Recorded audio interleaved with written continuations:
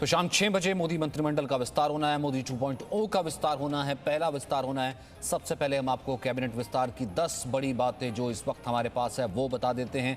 कुल मिलाकर को जो इन्फॉर्मेशन आ रही है 6 बजे के इस विस्तार की कि नए और पुराने मिलाकर के 43 मंत्री शपथ लेने वाले हैं। शपथ के बाद कैबिनेट में 4 पूर्व मुख्यमंत्री भी जुड़ने वाले हैं। 18 पूर्व राज्य मंत्री जुड़ेंगे। कैबिनेट में कुल 5 मंत्री होंगे अल्पसंख्यक।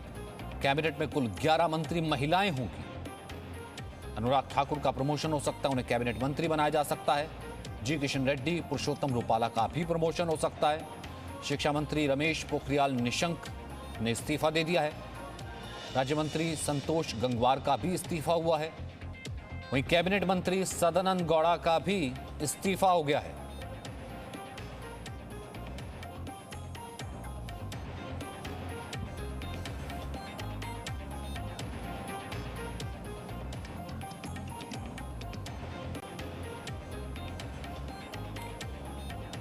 तो आज कैबिनेट विस्तार में 43 मंत्री शपथ लेंगे। नए चेहरे और प्रमोशन पाने वाले कुल 43 मंत्री शपथ लेंगे। शपथ ग्रहण के बाद मोदी कैबिनेट में 4 पूर्व सीएम भी जुड़ जाएंगे। 4 पूर्व सीएम जुड़ जाएंगे और कैबिनेट विस्तार के बाद आज 43 को शपथ दिलाई जाएगी। इसमें पूर्व और अब के कुल मिलाकर के जितने मंत्री हैं, ये टोटल जो लिस्ट बनाई गई है कैबिनेट विस्तार की, यानी कि रीशफल हम इसे कह सकते हैं, उसमें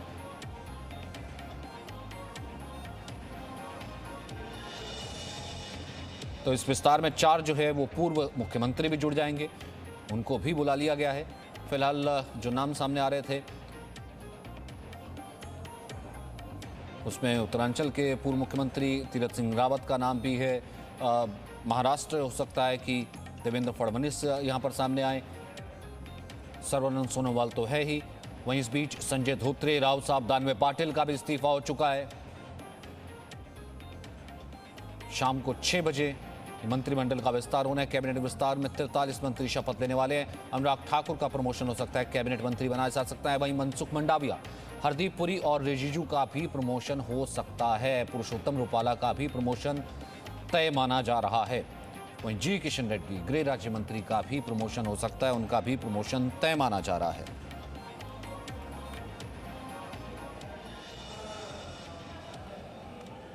तो ये 6 तस्वीरों से आप देख सकते हैं। तो शाम को 6 बजे अब से करीब 4 घंटे बाद मोदी मंत्रिमंडल का विस्तार है। नए चेहरे इसमें शामिल हो रहे हैं। कई मंत्रियों का इस्तीफा पहले से हो गया। रमेश पोखरियाल निशंक नजर आ रहे हैं। पशुपति पारस के घर पर पहले से ऑलरेडी कार्यकर्ता पहुंचने लगे हैं, लड्डू बांटने लगे हैं। तो पशुपति पारस को एलजीपी के कोटे से जगह मिलेगी। वहीं सिंधिया का मंत्री पद तय है, वो कल ही पहुँच गए थे दिल्ली और विस्तार से पहले सीएम से मुलाकात है। ये 10 बातें तो हमने बताई हैं। रविंद्र कुमार ने तमाम इन्फॉर्मेशन उनसे शेयर की है। लगातार इस इन्फॉर्मेशन को और वो अपडेट कर रहे हैं। रविंद्र, बताइए। देखिए, ये बैठक खत्म हो गई है। 1 घंटे तक बैठक चली है और जाहिर सी बात है लगातार सचिन हम लोग यही बातें कर रहे हैं कि प्रधानमंत्री आखिर जो नए मंत्रियों के साथ एक परंपरा शुरू की है, आखिर इसके पहले हमने कभी नहीं देखा, चाहे वाजपेयी सरकार में हो या मनमोहन सरकार में।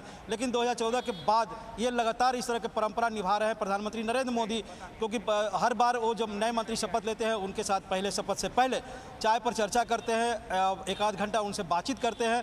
उनके बारे में सारा खाका तो उनके पास रहता है पहले से ही, तभी वो मंत्री बनाते हैं। लेकिन उसके बाद आगे का क्या दिशा होगी, कैसे आगे उनको मंत्रालय में काम करना है, चाहे एमओएस हो तो उसको क्या क्या रिस्पॉन्सिबिलिटी होगी, जो कैबिनेट में जा सकते हैं उनको किस तरह से अपने विभाग को सबको साथ लेकर आगे चलना और एक ओवरऑल विजन के साथ कैसे आगे बढ़ना, इसकी जानकारी भी दी प्रधानमंत्री ने, नसीहत भी दी और कहीं ना कहीं निर्देश भी दिया कि बहुत सी चीज़ों से उनको बचना भी चाहिए, जो लगातार प्रधानमंत्री अपने सांसदों को, मंत्रियों को और जब कार्यकारिणी की बैठक होती है तो पार्टी नेताओं को भी कहीं ना कहीं संबोधन में जरूर बोलते हैं कि किन चीज़ों से उनको बचना चाहिए, क्योंकि पार्टी एक ऐसी पार्टी है जो पार्टी विद डिफरेंस सबसे अलग पार्टी है। ये लगातार कई सालों से नारा आपने भी सुना होगा, तो इसको दोहराते रहते हैं प्रधानमंत्री और आज भी माना जा रहा है निर्देश, संदेश, नसीहत सब कुछ दिया प्रधानमंत्री ने अपने जो संभावित मंत्री हैं, जो 6 बजे मंत्री पद की शपथ लेने वाले हैं या जिनका प्रमोशन हुआ है। और ऐसे जो प्रमोशन होने वाले हैं,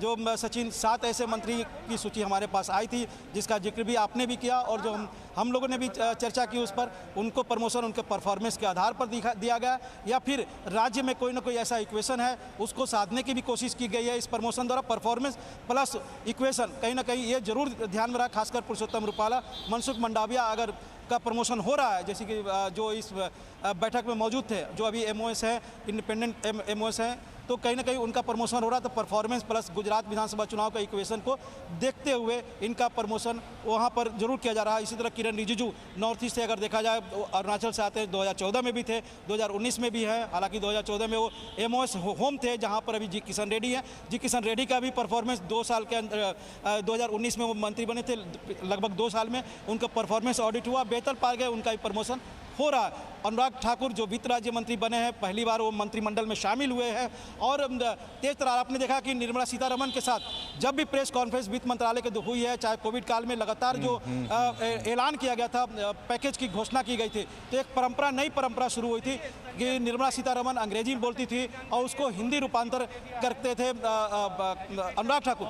और कई बार हम लोगों ने भी देखा कि उसमें कहीं ना कहीं जो चीज़ छूट जाती थी, खासकर सियासी पुट देना, वो हिंदी में बहुत बढ़िया से उसको सियासी पुट भी दिया करते थे अनुराग ठाकुर। तो कहीं ना कहीं हिमाचल को ध्यान में रखते हुए भी युवा हैं, आगे हिमाचल में हो सकता है कि उनको और बड़ी जिम्मेवारी मिले, लेकिन उस अभी जो उनका परफॉर्मेंस रहा उस ऑडिट के आधार पर उनको प्रमोशन दिया रहा। इसी तरह से ऊर्जा क्षेत्र में जो अभी काम कर रहे हैं एक मंत्री जो इंडिपेंडेंट भी है, उनका भी प्रमोशन हो रहा है, बिहार से आते हैं। तो कहीं ना कहीं जो इसी तरह से हरदीप सिंह पुरी, चूँकि परफॉर्मेंस से ज़्यादा अगर कहा जाए हरदीप सिंह पुरी के लिए, तो पंजाब जो इलेक्शन होने वाले हैं उसको भी ध्यान में रखा गया। हालांकि जो सेंट्रल विस्टा बन रहा है उसमें उन्होंने सक्रिय भूमिका निभाई है। उस पर समय समय पर आपने उनके ट्वीट पर भी देखा होगा किस तरह से काम को ज़्यादा तेज करने की कोशिश कर रहे हैं। तो लेकिन सब माना जा रहा है कि पंजाब विधानसभा चुनाव को ध्यान में रखते हुए भी हरदीप सिंह पुरी का ये प्रमोशन हुआ है। तो कहीं ना कहीं कुछ लोगों का प्रमोशन हो रहा है,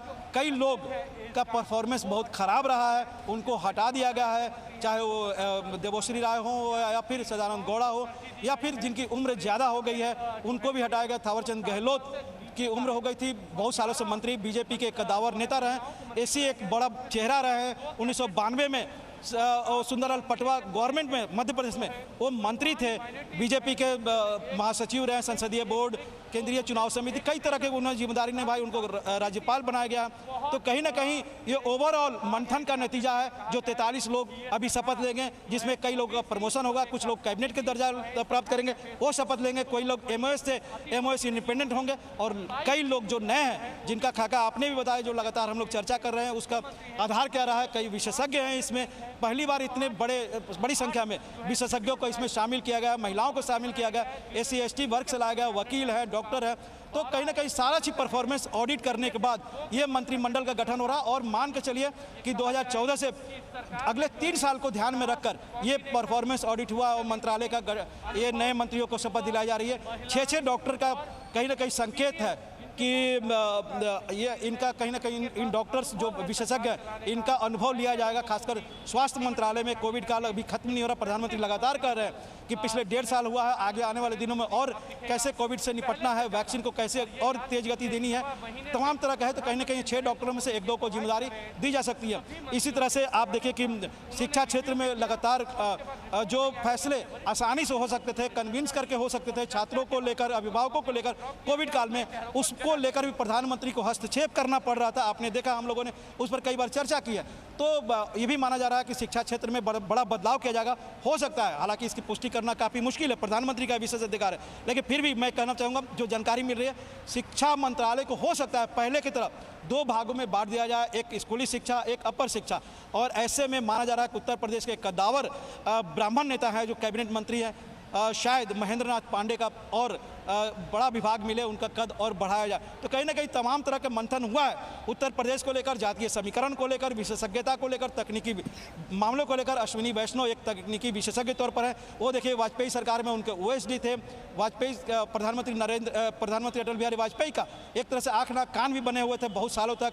उसके बाद उन्होंने कई तरह के अलग जिम्मेवारी निभाई। और एक अश्विनी वैष्णव के बारे में देखिए कि वो राज्यसभा में आए तो बीजेडी और बीजेपी के कॉमन कैंडिडेट के रूप में आए थे, यानी नवीन पटनायक से उनके भी अच्छे संबंध थे और बीजेपी से प्रधानमंत्री नरेंद्र मोदी से भी। और उनको माना जा रहा है कि जो नया मंत्रालय बना है कॉर्पोरेशन का, मिनिस्ट्री ऑफ कॉर्पोरेशन, हो सकता है कि ये जिम्मेदारी उनको दिया जाए। तो कहीं ना कहीं प्रधानमंत्री का विजन रहा है मंथन के बाद कि विशेषज्ञों को बड़ी जिम्मेदारी जाए, महिलाओं को उचित तवज्जो दिया जाए, SC ST का कोटा जो वर्ग है उसको, और अल्पसंख्यक, देखिए अल्पसंख्यक हमने पहले भी बात की थी, 5 अल्पसंख्यक यहाँ पर मंत्रालय में इस बार जगह ले रहे हैं। नकवी साहब तो पहले से थे, और भी मंत्रियों को बनाया जा रहा है, उसमें चाहे हरदीप पुरी हो। केवल अल्पसंख्यक हमारे देश में माना जाता है सचिन मुस्लिम, लेकिन यहाँ पर बौद्ध भी है, क्रिश्चियन भी है, जाहिर सी बात है कि उन सबको यहाँ पर जगह दी जा रही है। तो ओवरऑल ये मंत्रालय होगा, जो प्रधानमंत्री कहते हैं अनेकता में एकता, एक भारत श्रेष्ठ भारत, तो एक भारत श्रेष्ठ भारत का नमूना होगा, सबका साथ सबका विकास। बिल्कुल, और तभी लिए मेरे पास वो डॉक्यूमेंट भी है जो कि मोदी सरकार की तरफ से, पीएमओ की तरफ से आया, जैसे कि मोदी सरकार देश की सरकार, इसमें न्यू COM जो है वो न्यू इंडिया को रिप्रेजेंट करेगा, लाइव्स और होप्स के लिए। दलितों की सरकार, उसमें दलितों का रिप्रेजेंटेशन पूरा है, और आदिवासियों की सरकार, पिछड़ों की सरकार, अल्पसंख्यकों की सरकार, सबकी सरकार, महिलाओं की सरकार, युवाओं की सरकार। 5 CM जो है वो इसमें जो है वो आ रहे हैं जो बिलो 50, यानी कि युवाओं की सरकार। उसके नीचे लिखा गया अनुभव की सरकार, इसमें अनुभव को भी तरजीह दी जा रही है। जो प्रोफेशनल फंक्शनिंग है जिसका जिक्र आप कर रहे थे, टेक्नोक्रेट्स और जो बाकी प्रोफेशनल जो पारंगत लोग हैं उनको भी तरजीह दी जा रही है। और देश के हर कोने की सरकार रिप्रेजेंटेशन, असम से लेकर के, पंजाब से लेकर के, बंगाल से लेकर के उत्तर प्रदेश तक का हर जगह का रिप्रेजेंटेशन पूरा है। उत्तर प्रदेश को लेकर के जो है बहुत अहम जानकारी जो है विशाल के पास रहती है, और विशाल के पास थी भी। विशाल,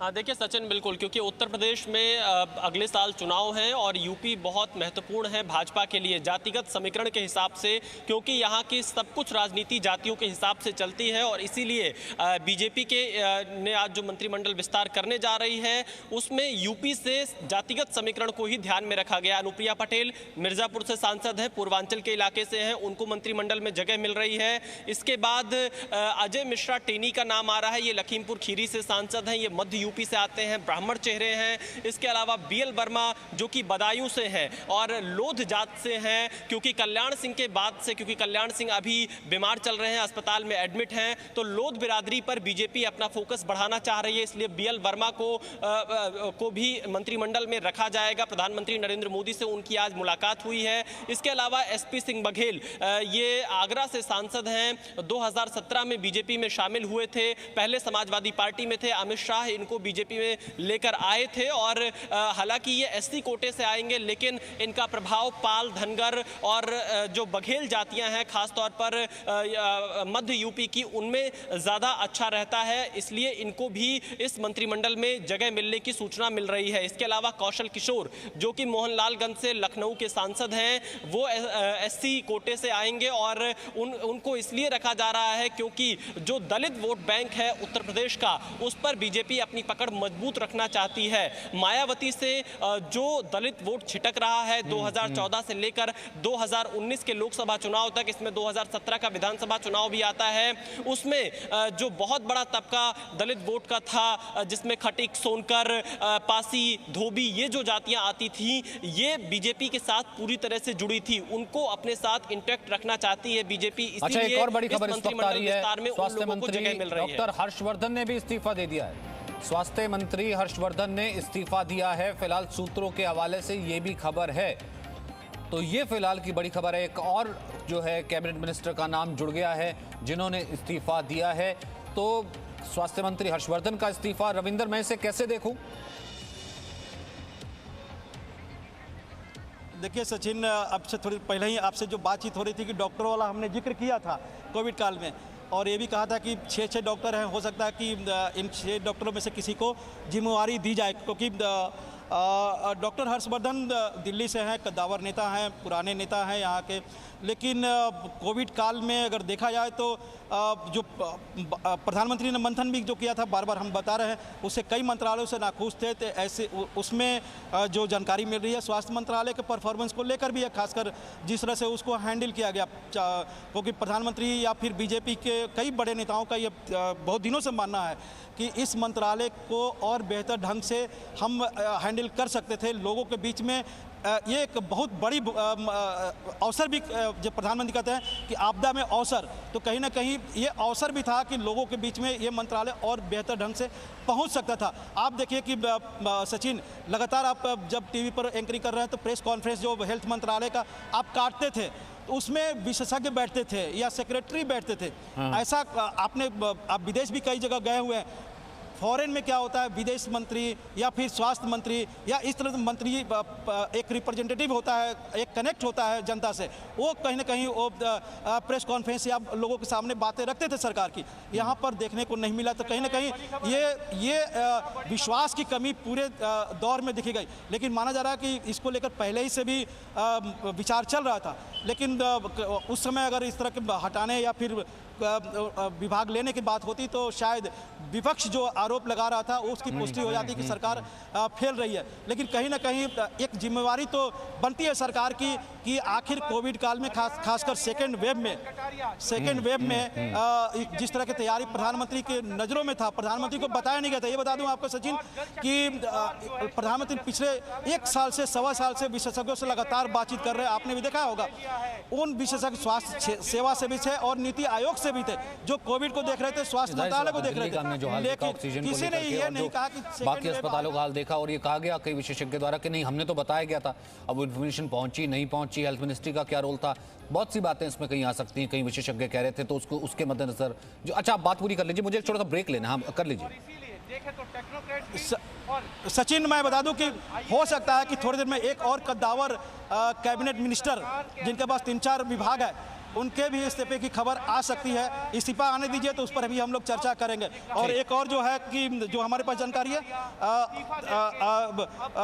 रतनलाल कटारिया का भी इस्तीफा हुआ हरियाणा से, हालांकि एमओएस थे, लेकिन एक कैबिनेट मंत्री जो कद्दावर मंत्री हैं, शायद उनका भी इस्तीफा थोड़ी देर में हो जाए। हालांकि इस्तीफे तक हमको इंतजार करना पड़ेगा। इंतजार करेंगे, सिर्फ एक कैबिनेट विस्तार नहीं है, ये पूरे तरीके से एक तरीके से रीशफल है। और यूं देखिए, जितना भी कद्दावर कोई नेता हो, जिस तरीके से इस्तीफे लगातार हो रहे हैं, परफॉर्मेंस ही फिलहाल ये जरिया नजर आ रहा है। और कहीं ना कहीं उसके पीछे जाइए, मंथन काफी वक्त से चल रहा होगा। छोटा सा ब्रेक ले रहे, वापस आ रहे हैं।